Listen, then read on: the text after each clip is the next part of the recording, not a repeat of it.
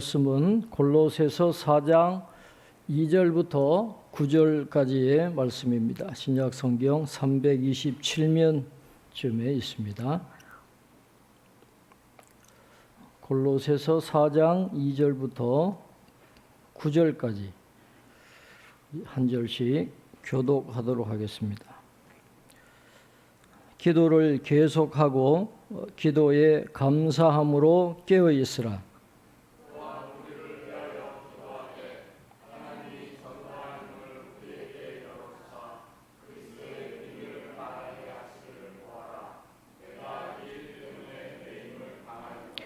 그리하면 내가 마땅히 할 말로서 이 비밀을 나타내리라.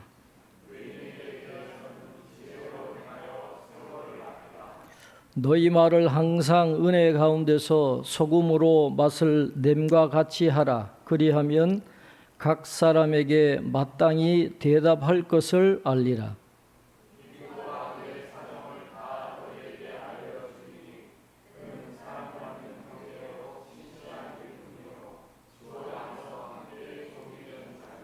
내가 그를 특별히 너희에게 보내는 것은 너희로 우리 사정을 알게 하고 너희 마음을 위로하게 하려 함이라.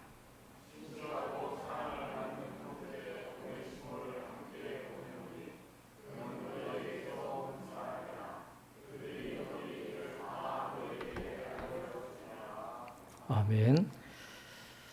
교회 소식 주보를 참고해 주시기 바랍니다. 우리 김상준 장로님, 김교숙 집사님, 정혜숙 권사님, 우리 환우들 위해서 계속 기도해 주시고, 다음 세대 수련회가 이번 주에 있습니다.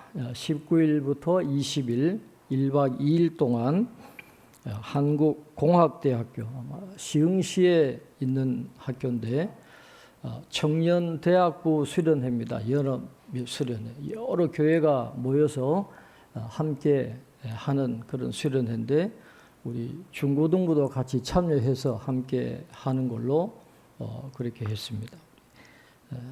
1박 2일 동안 잘하고 돌아올 수 있도록 큰 은혜 받고 돌아올 수 있도록 기도해 주시고, 또 이번 토요일 날 오전 11시에는 우리 도서관에서 손인형극 공연이 있습니다. 송파 글마루 도서관에 이 인형극을 하는 동아리가 있어요. 이분들이 이제 재능 기부를 하면서 여러 도서관에 다니면서 이제 인형극 공연을 하는데 이번 토요일에는 우리 도서관에서 공연을 하게 되겠습니다. 잘할 수 있도록 기도해 주시기를 바랍니다. 골로새서 4장 이제 마지막 장인데 이제 서신을 마무리하면서 사도 바울이 골로새 교회 성도들에게 권면하는 내용이 나오고 이제 마지막으로 인사하는 그 내용이 나오고 있습니다. 오늘 사도 바울이 골로새 교회 성도들에게 하는 이 권면은 오늘 이 시대에 우리 성도들에게 주시는 그런 권면입니다. 아주 중요한 그런 권면이니까 오늘 나에게 주시는 권면이다 하는 그런 마음을 가지고 우리 말씀에 집중할 수 있기를 바랍니다. 오늘 2절에 보시면 기도를 계속하고 기도에 감사함으로 깨어 있으라. 첫 번째는 기도에 대한 말씀입니다. 여러분, 편지는 언제나 상황적입니다. 편지는 그 편지를 받는 대상인 사람이나 어떤 공동체가 있잖아요. 그리고 그 편지를 받는 사람이나 이 공동체가 처해 있는 상황이 있어요. 그러니까 그와 관련된 내용이 편지에 들어가 있기 때문에 이 편지는 언제나 상황을 우리가 전제로 하고 살펴보면서 읽어야 그 말씀의 진리를 이해를 할 수가 있습니다. 그 골로새 교회 성도들에게 지금 편지하는 거잖아요. 그분들에게 권면하는 말이 기도를 계속하고 그랬어요. 기도가 가장 이 성도들이 은혜 받을 수 있는 영적으로 무장할 수 있는 가장 기본이 말씀과 기도니까 기도를 먼저 강조할 수도 있겠습니다마는 사도 바울이 그 골로새 교회의 성도들의 형편을 들었을 때 처음으로 문제점이라고 느꼈던 것은 골로새 교회 성도들이 기도를 많이 안 하는구나. 기도해야 영적으로 강건해지고 말씀을 깨닫게 되어가지고 어떤 이단이나 잘못된 가르침에 대항할 수도 있고 그들이 교회에 침범하지 못하도록 막아서 교회가 연합하고 든든히 서 나갈 수 있을 텐데 가장 기본적이 되는 이 기도를 지금 골로새 교인들이 소홀히 하고 있다는 그런 생각이 있어서 가장 먼저 권면을 하는 것이 기도를 계속하고 그랬어요. 기도를 꾸준하게 해야 된다라는 것을 말씀을 합니다. 또 그리고 기도에 대해서 이야기하기를 기도에 감사함으로 깨어 있으라 그렇게 이야기했어요. 이 감사함으로 깨어 있으라. 기도할 때 감사함으로 깨어 있으라 하는 말은 당장의 기도 응답이 되지 않아도 자기가 기도하는 그 기도에 하나님의 어떤 즉각적인 응답이 오지 않아도 성경이 약속하는 게 뭐예요? 하나님은 반드시 우리의 기도를 들어주신다는 그런 약속이 계속 나오잖아요. 그러니까 즉각적으로는 오지 않아도 기다리라는 거예요. 살펴보라는 거예요. 주의 깊게. 기도하고 그냥 싹 돌아서는 게 아니라 그 기도의 내용을 가지고 쭉 이어서 기도하면서 하나님이 어떤 결과를 주실지 주의 깊게 살펴보라는 거죠. 응답을 계속해서 인내하면서 기다리라는 거예요. 그리고 감사한 마음으로 깨어 있으라는 말은 어떤 응답을 주셔도 감사할 수 있어야 된다라는 것을 이야기를 하고 있는 것입니다. 예수님은 십자가에서 우리를 향한 사랑을 증명해 보이셨습니다. 나중에 그분이 우리를 무시할 생각이 있으셨다고 하면 십자가에 달리시지도 않았을 거예요. 소중한 목숨을 우리를 위해서 주셨다라고 하는 것은 약속을 하신 거예요. 내가 너희를 떠나지 않겠다. 너희들과 함께 하겠다라고 하는 그 약속을 지키기 위해서는 내가 무슨 일이라도 할 수 있는데 내 목숨을 너희에게 주기까지 나는 할 수 있다 하는 그 주님의 그 약속의 그 실천을 우리에게 보여주신 것이기 때문에 모든 것이 합력하여 선을 이루도록 반드시 우리 기도에 응답해 주시는 주님이라는 것을 기억할 수 있기 때문에 감사함으로 깨어 있을 수 있다라는 거예요. 그래서 무응답도 응답이라 그러잖아요. 하나님이 왜 응답하지 않으시는가? 우리가 요구하는 게 뱀일 수도 있기 때문에 그래요. 하나님은 우리에게 뱀을 주시지 않아요. 우리에게 필요한 떡을 주시기 위해서 때로는 우리에게 응답하지 않을 수도 있습니다. 그래서 오래도록 인내하면서 기도할 때 하나님의 뜻에 합당한 그런 기도의 응답이 있을 것이기 때문에 하나님은 절대로 우리의 기도를 무시하지 않아요. 반드시 들어주십니다. 그러나 하나님의 때에 하나님께서 가장 주시는 좋은 것으로 우리에게 주시기 때문에 감사함으로 깨어 있을 수 있는 거예요. 기도는 반드시 응답이 되는 것이니까 기도를 계속하되 감사함으로 깨어 있으라 하는 것을 지금 가장 먼저 골로새 교인들에게 권면을 하고 있습니다. 그런데 이렇게 기도에 대해서 말씀한 다음에 바울은 우리를 위해서 기도해달라. 바울은 기도의 중요성을 너무도 잘 알고 있고 특별히 이 중보 기도가 얼마나 힘이 있는가를 바울은 너무도 잘 알기 때문에 특별히 골로새 교인들에게 부탁합니다. 우리를 위해서 중보 기도 좀 해달라. 자, 어떤 기도를 해달라는 겁니까? 자, 우리 3절, 4절 우리 한번 같이 읽겠습니다. 또한 우리를 위하여 기도하되 하나님이 전도할 문을 우리에게 열어주사 그리스도의 비밀을 말하게 하시기를 구하라. 내가 이 일 때문에 매임을 당하였노라. 그리하면 내가 마땅히 할 말로서 이 비밀을 나타내리라. 아멘. 자, 무슨 기도를 요청을 했습니까? 옥문이 열려가지고 우리로 자유를 얻게 해달라. 이 감옥에서, 이 갇혀있는 곳에서, 매여있는 곳에서 우리가 풀어나게 해달라. 그 기도를 요청하지 않았다라는 것입니다.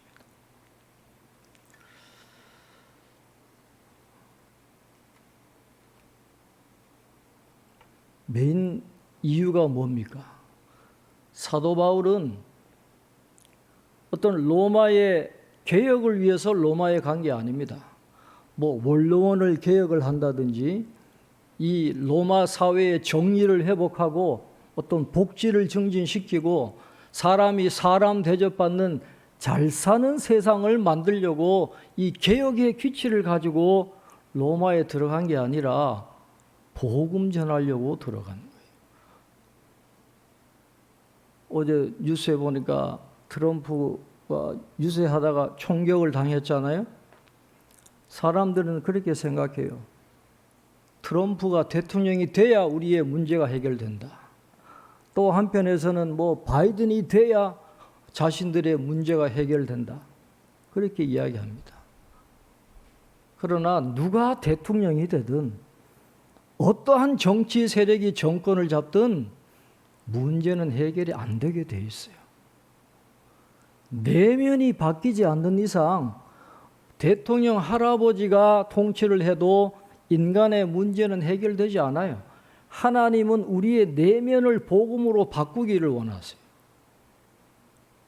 내면이 변화돼야 삶의 문제가 해결되는 거지, 내면이 바뀌지 않고 외형을 아무리 바꿔봐야 소용없어요. 대통령 수십 번 바꿔봐야 이 세계의 문제는 해결되지 않습니다. 복음이 들어가야 되는 거예요. 사도 바울은 복음 전하려고 간 겁니다. 왜 매임을 당했습니까?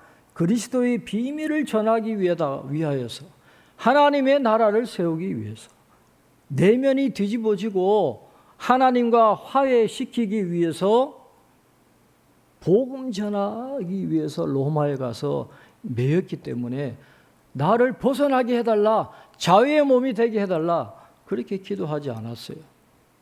비록 감옥에 갇혀있는, 아니면 집에 감금되어 있는 그런 상황이지만 바로 그 계기를 통해서 복음이 전해진다고 한다면 그게 더 얼마나 큰 은혜겠느냐. 복음의 문이 열리게 해달라, 그리스도의 비밀을 전할 수 있는 문이 열리게 해달라. 많은 사람들을 만나고 그들과 접촉점을 가지고 복음 전할 수 있게 해달라고 우리를 위해서 복음의 기회가 열리도록 기도해달라. 그렇게 요청을 하는 겁니다. 이 딕 루카스 목사님이 이 골로새 주석을 쓴 것을 보니까 여기에서 이런 말씀을 하세요. 골로새 교회 성도들의 첫 번째 의무가 하나님이 복음을 전파하도록 부르신 사람들을 위해 입을 크게 벌려 기도하는 것이었다는 사실은 대단히 흥미로운 것이다. 그렇게 이야기했어요. 사도 바울이 지금 여러분 잘 들으셔야 됩니다. 골로새 교인들에게 여러분이 돌아다니면서 복음 전하라, 1차적으로 그걸 이야기하지 않았어요. 복음 전하는 우리를 위해서 여러분 기도해 달라, 그렇게 요청을 했다라는 것이죠. 이것을 주석하면서 이 딕 루카스 목사님이 이렇게 적고 있습니다. 만약에 이 복음 전하는 은사를 받지 못한 사람들이 가정과 직장에서 인간의 모든 상황에서 말씀을 전파하도록 부르심을 받았다고 잘못 생각하고 주님을 위해 말할 때 그들은 열린 문보다는 닫히는 문과 마주하게 될 가능성이 크며 감옥에 갇히지는 않는다 해도 사회적 고립 상태에 이르게 될 것이다. 그렇게 이야기를 했습니다. 무슨 말씀인지 이해가 가세요? 사도 바울이 봤을 때 이 골로새 교회를 둘러싼 지금 형편에서 복음을 전하는 은사와 능력을 받지 못한 사람들이 준비되지 않은 상태에서 복음을 전했을 때에 복음이 전달될 가능성이 지극히 낮다라는 걸 바울은 본 거예요.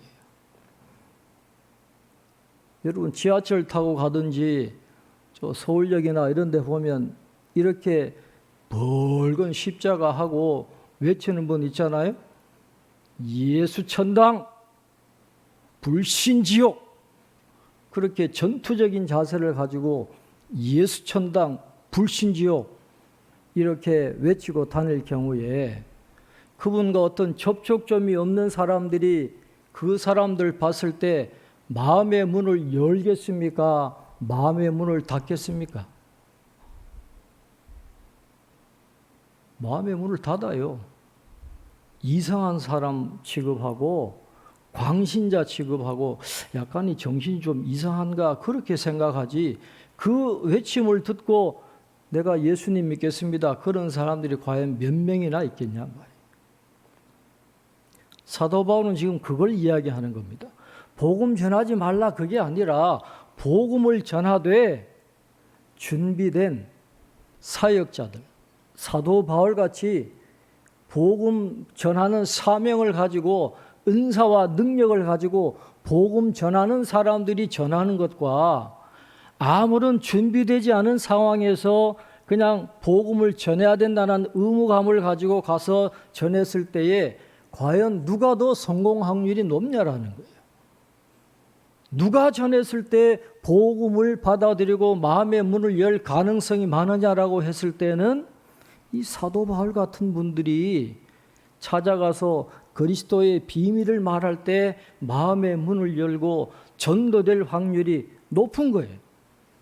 그러니까 사도 바울은 골로새 교인들에게 여러분들이 돌아다니면서 복음 전하세요. 그게 아니라 1차적으로는 우리 같은 사역자들이 복음을 잘 전할 수 있도록 하나님께 기도해 주십시오.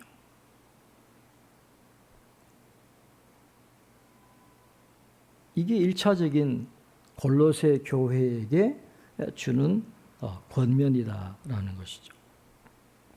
그런데 분명히 그런 말을 하면 반박하는 사람들이 있어요. 예수님이 모든 사람 제자로 만들려고 그랬는데 성도면 말해야 되잖아요. 복음 전해야 되잖아요. 왜 사역자들만 전하라 그럽니까? 우리 모두가 다 전해야죠. 거기에 대해서 5절, 6절에서 사도 바울이 답을 주는 겁니다.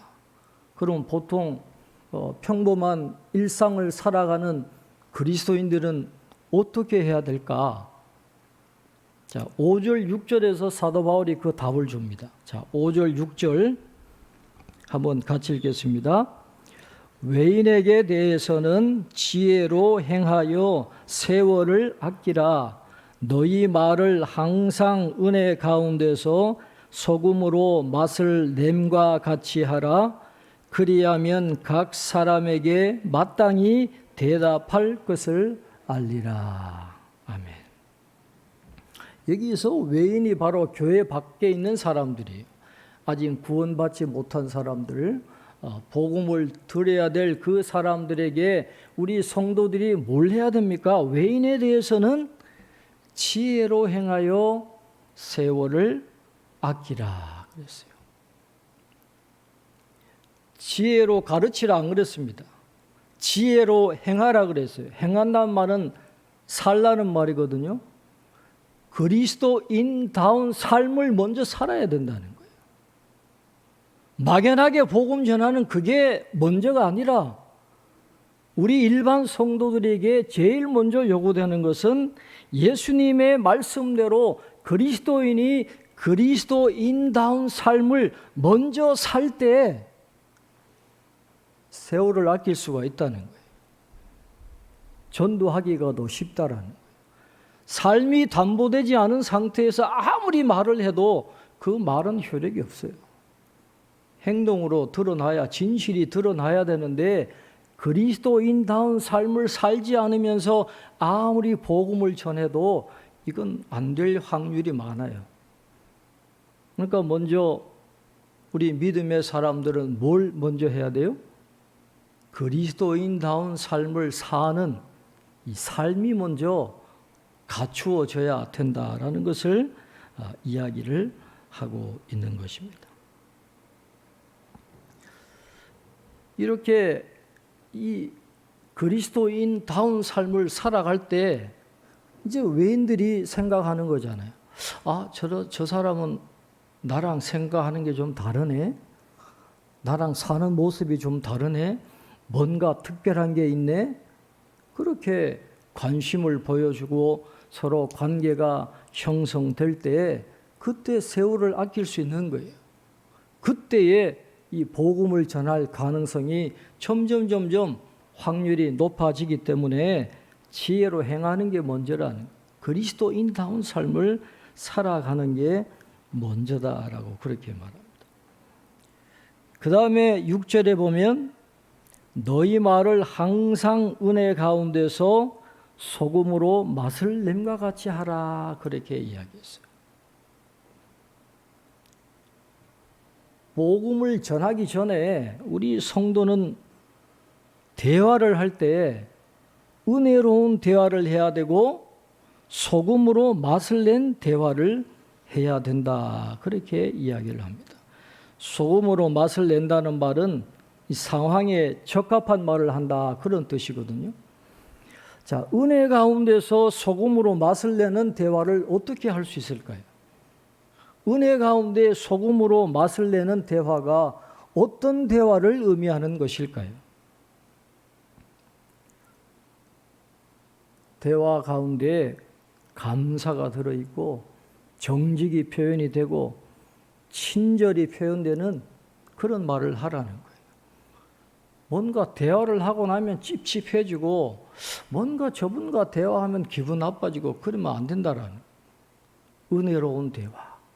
뭔가 공감이 오고 가고 친절하고 뭔가 사랑의 접촉점이 있고 하는 그런 은혜로운 대화가 돼야 되고 소금으로 맛을 내는 상황에 적절한 그런 대화를 해야 되는데 야고보서 1장 19절에 보면 이 주님의 동생 야고보가 한 말이 여기에 적합하지 않을까 그런 생각을 합니다. 야고보서 1장 19절에 내 사랑하는 형제들아 너희가 알지니 사람마다 듣기는 속히 하고 말하기는 더디하며 성내기도 더디하며 그렇게 있어요. 대화하면서 막 화를 내고 그런 분들 있잖아요. 듣는 것보다 지 말 막 먼저 하는 그런 사람들이 있는데 교인들은 그런 거 좀 절제할 필요가 있어요. 그리고 우리가 자기가 모든 것을 알지 못한다라고 하는 그런 겸손함이 있어야 돼요. 자기만 옳다고 주장하고 윽박 지른다든지 자기 주장만 내세우고 그러면 그건 은혜로운 대화도 아니고 소금으로 맛을 내는 대화도 아니에요. 아, 저 사람에게도 배울 게 있구나, 들을 게 있구나 하는 그런 열린 마음으로 대화를 할 때 이럴 때 뭔가 이 개인 이 관계가 형성되어지고 그들에게 어떤 다가갈 수 있는 기회가 열리기 때문에 그리스도인다운 삶을 살고 아주 은혜로운 대화를 하는 게 우선이다 그랬습니다. 그리고 사도 바울이 이렇게 이야기했잖아요. 그리하면 각 사람에게 마땅히 대답할 것을 알리라 그랬어요. 여러분 4절과 6절의 그 차이를 한번 보세요. 4절에 사도 바울과 같은 이 복음 전하는 은사와 능력이 있는 사람들은 찾아가서 말을 하는 사람들이에요. 그래서 찾아가서 말할 수 있는 기회가 열리게 해달라 그렇게 중보기도 요청했지만, 그러나 6절에서 일반 교인들은 뭘 해야 돼요? 대답할 말을 준비해야 돼요. 대답할 말을. 복음 전도자처럼 사도처럼 아무 곳에나 찾아가가지고 복음 전하고 말하고 그런 게 아니라, 이런 그리스도인다운 삶을 살면서 이 사람들과 개인적인 관계를 잘 만들어 가다 보면 그들이 질문이 생길 거 아니에요. 그러면 그들이 질문할 때 대답해 주라는 거예요. 올바른 대답을 해 주는 것이, 이게 바로 이 복음이 전달될 가능성이 높다라는 거예요. 그래서 일반 교인들은 사도 바울처럼 찾아가서 말하는 것보다도 오히려 어떨 때 개인적인 관계를 잘 맺은 사람들이 질문해 올 때 잘 대답해 줄 때에 이게 복음이 전달될 가능성이 높다라는 거예요. 그래서 일반 교인들은 대답할 준비를 잘 하는 게 더 중요하다. 이 사도 바울이 그렇게 이야기를 하고 있는 것입니다. 미국의 서밋 교회라는 교회가 있습니다. J.D. 그리어 목사님이 목회를 하는 교회인데 한 12,000명 이상 출석하는 굉장히 큰 교회죠. 이 J.D. 그리어 목사님은 팟캐스트를 운영을 하면서 교회를 다니는 분들이나 교회를 다니지 않는 분들이 이 질문을 하면 그걸 이제 추려가지고 대답하는 그런 사역을 하는데, 사람들이 던지는 수많은 질문들 중에 12가지 가장 중요한 질문을 추려가지고 책을 출간했는데, 모두의 질문이라는 그런 제목으로 책을 출간을 했어요. 그 책에 보면 이런 이야기를 합니다. 지난 20년 동안 미국에서도 이 자살률이 지속적으로 지금 증가하고 있는데, 자살의 가장 큰 이유가 뭐냐? 목적이 없다는 거예요. 왜 살아가야 되는지 목적이 없기 때문에 자살하는 사람이 그렇게 많다는 거예요. 그래서 사람들이 던지는 질문 중에 가장 중요한 질문 중에 하나가 뭐냐 하면, 그리스도인이나 비그리스도인이나 공통적으로 내가 왜 살아야 합니까? 이 삶의 목적에 대해서 질문하는 사람들이 많다라는 거예요. 그런데 이 그리어 목사님이 충격을 받은 게 뭐냐 하면, 그 자살하는 사람들 중에 군인이나 경찰이나 응급의료진 같은 누구보다도 사명감을 가지고 소명감을 가지고 삶의 목적을 가지고 군인이 되고 경찰이 되고 응급의료진으로 살았던 사람들인데, 삶의 목적을 찾지 못해가지고 자살하는 사람들이 점점 늘어나고 있다는. 그래서 이분의 말씀은 모든 사람들이 인생의 목적을 지금 찾아서 헤매고 있다는 거예요.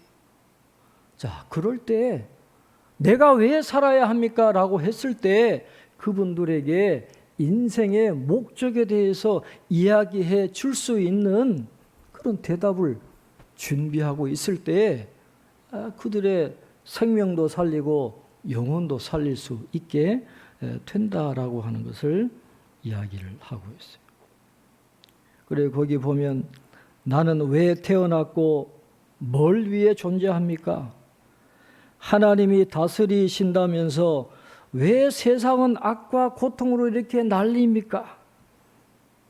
사랑의 하나님이라더니 어떻게 사람들을 지옥에 보내실 수가 있습니까? 성경 윤리는 너무 구시대적인 윤리가 아닙니까? 이런 여러 가지 수많은 질문을 할 때 그들에게 적절한 이 대답을 해줄 수 있는 준비를 갖출 때 이 복음을 전할 수 있는 확률이 높게 된다는 거예요. 그런 사람들에게 우리 인생이 하나님의 더 큰 그림 속에 속해 있다라고 하는 것을 분명히 보여주고, 보이는 이 세계가 다가 아닌 보이지 않는 세계가 있다라고 하는 것을 분명하게 대답해 줄 때 그들을 살릴 수 있고 복음을 전할 수 있는 문이 열릴 것이니까 그런 대답을 잘 준비하고 대답을 필요로 하는 사람들이 왔을 때 회피하지 말고 그 기회를 받아들여서 잘 대접해 주는 것이 이 복음을 전하는 기회가 될 수 있다라고 그렇게 이야기를 하고 있습니다.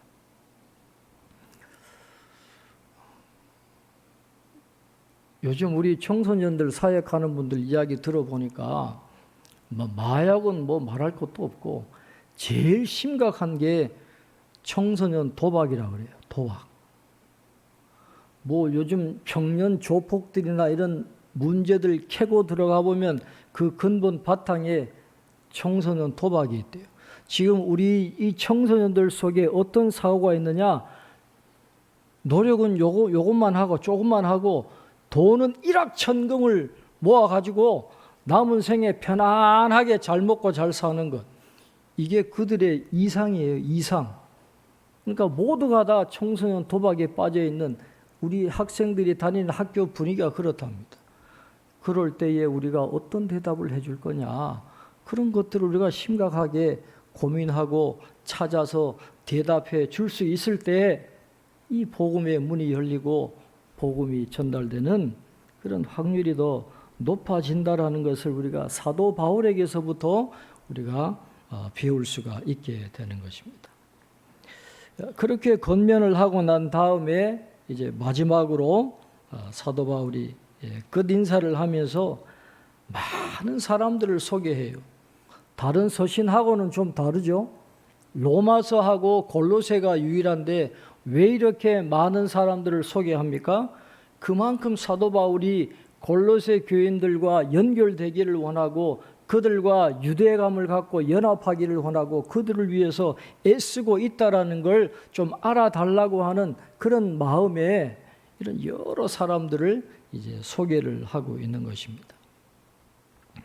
자, 7절, 8절 우리 한번 같이 읽겠습니다. 7절, 8절입니다.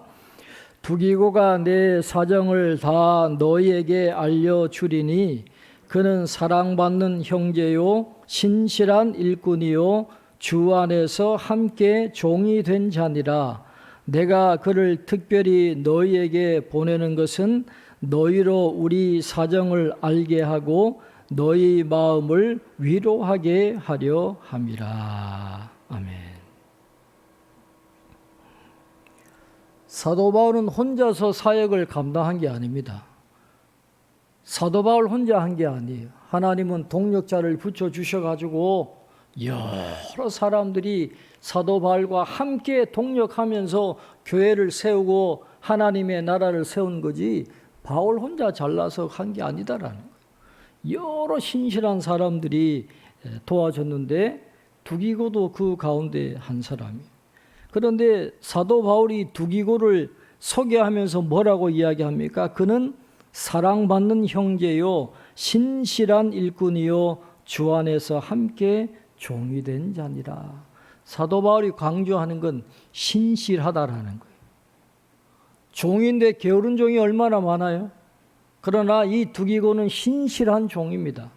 골로새서에서 사도 바울이 강조하는 단어가 연합이라는 단어도 있지만 충성이라는 단어가 있어요.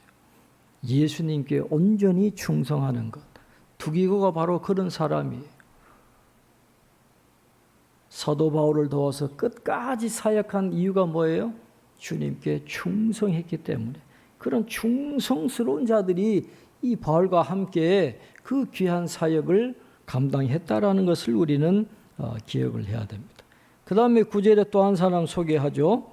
우리가 너무도 잘 아는 사람입니다. 우리 9절 함께 읽겠습니다. 신실하고 사랑을 받는 형제 오네시모를 함께 보내노니 그는 너희에게서 온 사람이라 그들이 여기 일을 다 너희에게 알려주리라. 바로 빌레몬에서 온 그 노예 이 오네시모를 다시 보냅니다. 너희에게서 온 사람이라.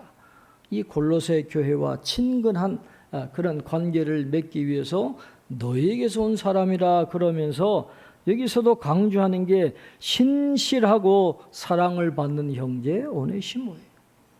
사도 바울을 도왔던 모든 사람들은 주님을 사랑하고 신실했던 사람이에요. 주님께 충성했던 사람들입니다. 그런 분들이 함께 바울을 도와서 하나님의 나라를 세우는 일에 헌신했다라는 것을 이 마지막 끝인사가 우리에게 가르쳐 주고 있습니다. 오늘 이 사도 바울의 그 권면과 끝인사를 오늘 저와 여러분에게 적용할 수 있기를 바랍니다. 우린 다른 데 충성하는 사람이 아니에요. 주님께 충성하는 사람이 되어야 됩니다.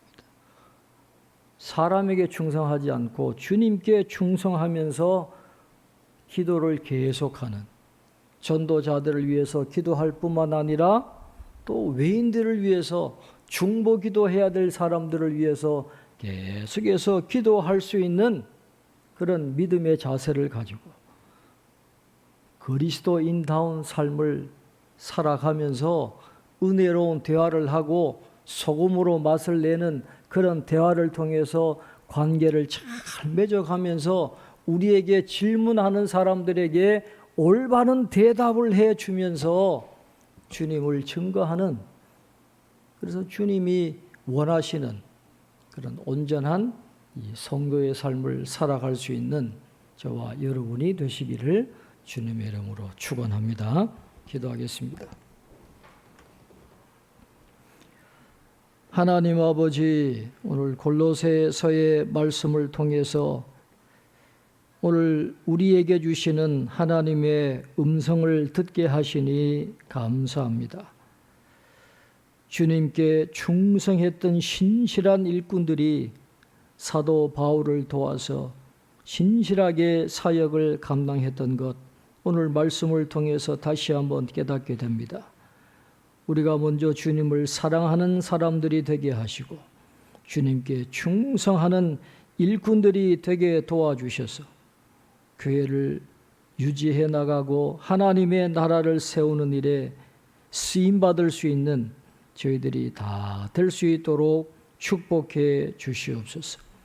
기도를 계속하게 하시고 감사함으로 깨어있게 하시고 그리스도인다운 삶을 살면서 선한 영향력을 끼치고 우리와 관계를 맺은 사람들이 질문을 해올 때 올바른 대답을 하면서 그들의 마음의 문을 열고 복음을 전할 수 있는 신실한 준비된 일꾼으로 살아갈 수 있는 저희들 다 될 수 있도록 축복해 주시옵소서. 감사하옵고 예수님의 이름으로 기도하옵나이다. 아멘.